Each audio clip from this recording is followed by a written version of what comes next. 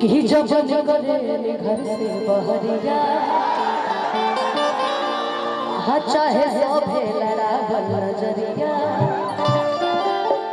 देखिए इनको छूने का हक सिर्फ मेरा है, आप लोग सिर्फ देख सकते हैं कि सब कैसे कैसे कैसे छू। अरे अरे अरे अरे वो कौन सा मेरे को एक लाइन याद है, किनारा न छोड़ी हमारे मिथिला में, ऐसे करके कोई गाना है ना हमारे मिथिला में। अच्छा याद करके सुनाएंगे। अभी हम फोन लगाएंगे अपने मिथिला के किसी दोस्त को तो बताएंगे, है ना कि सब छू चाहे तहर गोर गाल रे, कि सब छूबल चाहे तहर गोर गाल रे, गोर गाल रे, अरे गोर गाल रे। देखिए आज हमारे बीच में भोजपुरी के बहुत सुंदर कलाकार मोहन सिंह जी भी बैठे हैं। इन्होंने बहुत लोगों को स्टार बनाया। ये भी विदेश देश विदेश घूमते रहते हैं, अंतर्राष्ट्रीय कलाकार है। अभी जितना तो मेरा दिख ही नहीं रहा भैया, हटिए ना। ए अभी जी अंतर्राष्ट्रीय कलाकार मोहन सिंह जी इस समय मंच पे उपस्थित हैं। कि गोरी तोरी चुनरी लाल लाल रे, इतना स्पीड में डांस करिए ना कि जो लोग कुर्सी पर बैठे वो नीचे गिर जाए, है ना। हाँ वो देखिए बड़े गुजर है ना, कुर्सी का पैसा आपको थोड़ी देना है। कि गोरी तोरी चुनरी लाल लाल रे, अरुण पर चले रूप कमाल चले रे, गोरी तोरी चुनरी लाल लाल रे,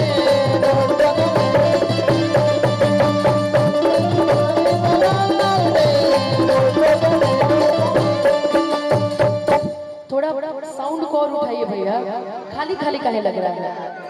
आगे चारों तरफ सारे मॉनिटर में भी साइड साइड में बढ़ाइए, सब में बढ़ाइए, फुल कर दीजिए आवाज। तनिया मिजाज जाए वालों कि सोनू भैया तहर चुनरी लाल लाल रे, ए बोलू हीरा बेटा अरुण पर चले रूप कमाल चले रे,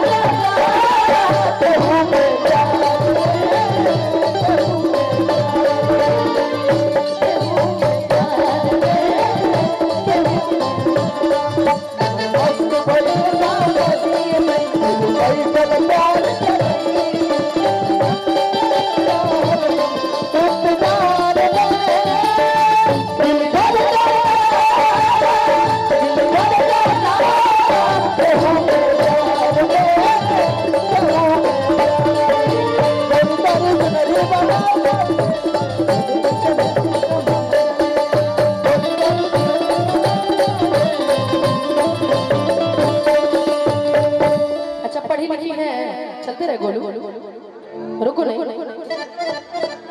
किस क्लास तक पढ़ी है? 10 में तो बस। आप कहाँ तक पढ़ी है? 10 तक पढ़ी है। एरोप्लेन की स्पेलिंग सुनाइए तो। 10 तक पढ़ी है ना? एरोप्लेन की स्पेलिंग सुनाइए तो। नहीं आता है? जाए दादा। आप इधर आइए जी, अलीसा जी इधर आइए। कम आप बताइए, तू कब तक पढ़ ले? 8वीं तक। चला तू अमरेला की स्पेलिंग सुना। अमरेला के अमरेला छाता। हाँ इंग्लिश में नहीं पढ़ी, हिंदी में पढ़ी है। क्रोकोडाइल किसको कहते हैं? छाता की स्पेलिंग पूछा था। नहीं नहीं बहुत प्यारे हैं। आ जाओ आ जाओ। अरे मैं कुछ नहीं पूछूंगी यार, आ जाओ। मैं खुद ही बहुत कम पढ़ी लिखी, बहुत कम। अरे मैं तो आपसे भी कम पढ़ी, मैं तो दूसरी पास हूँ। वो तो ऐसे तो पूछा तो हम लोग तू जान जा। हाँ इसीलिए पूछ रही थी कि मुझे भी ज्ञान प्राप्त हो जाए, है ना। मैं तो कुछ दूसरी क्लास तक पढ़ी हूँ। क्या बोलूं, हम लोग दोनों साथ में दूसरी तक पढ़े, तो दूसरी में भी फेल हो गया था।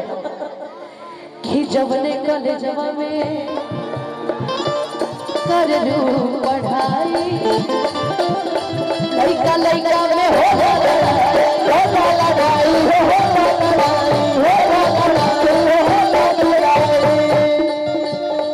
हरे जवने कॉलेजवा में कर लूं पढ़ाई।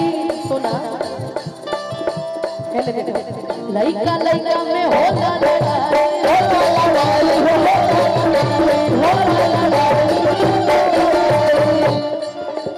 हरे लइका चिल्लाले सा वाह, हरे लइका चिल्लाले सा। हाँ छोटा तू जरूर चिल्लाइए। लइका चिल्लाले सा मान मान रे, लइका चिल्लाले सा मान मान रे, चले लोग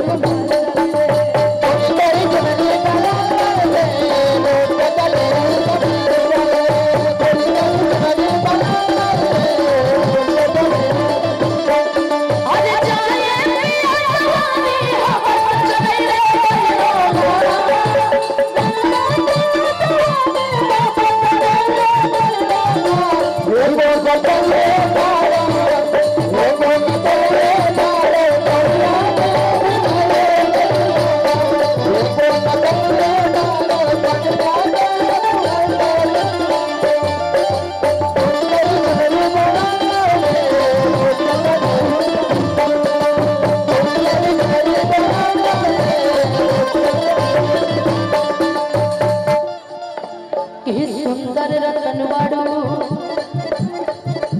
तोहरो जोड़बा। कहले लइका सा लइकी में जोड़बा।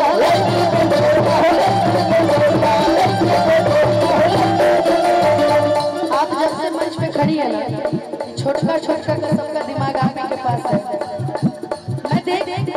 मैं जब तक गा रही थी ना सोनू भैया, ये सब छोटका ने को नहीं बोल रहा था। आप जैसे ही आई है ना, हाँ हाँ कि सुंदर रतनवाड़ू तोहरो न जोड़बा। कहले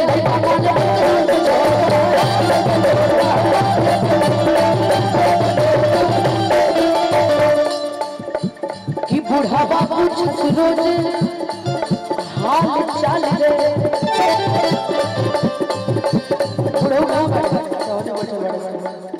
कि बूढ़ा बाबू छछ रोज हाल चाल रे, रोड पर चले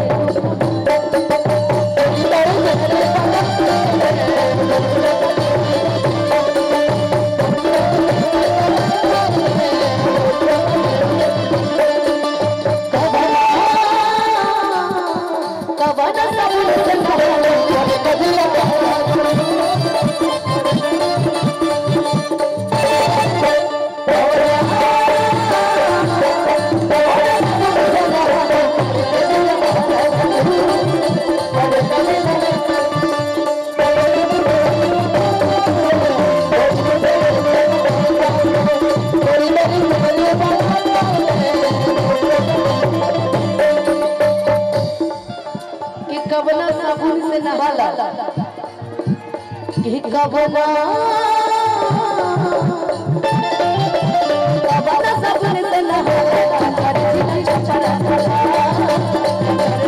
साबुन से नहाला।